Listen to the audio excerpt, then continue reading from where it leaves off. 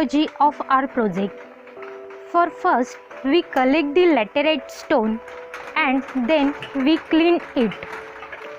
After this, we mark on the surface of the laterite with the chalk.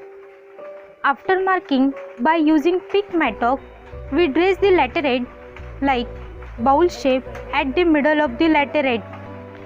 After that, we clean the pores of laterite by using high pressure water jet.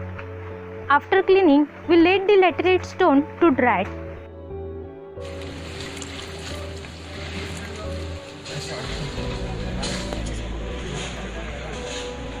We did the experiment to check the permeability of laterite. We added 1000 ml water in the bowl shape.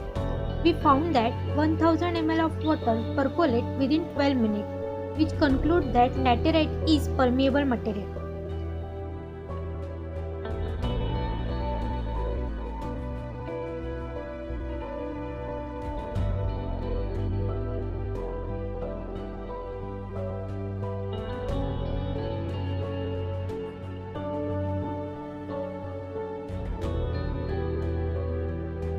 We prepared a grouting material by using various proportions. We prepared a lot of samples by using the mixture of cement and fly ash and polymer and hardener.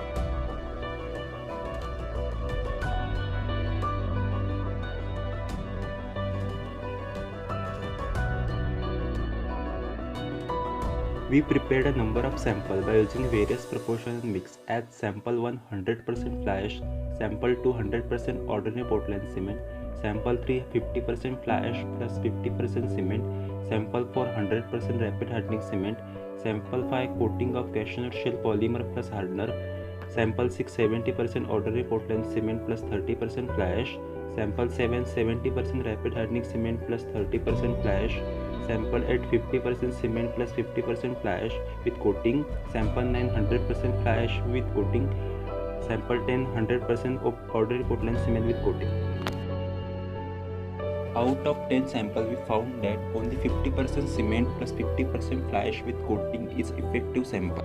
After observing 10 different samples, we concluded that the composition of 50% fly ash and 50% OPC with coating gives the better result as compared to the other compositions. This composition can be applied to the laterite quarries. This harvested rainwater will be utilized for agricultural, industrial use and also for other purposes.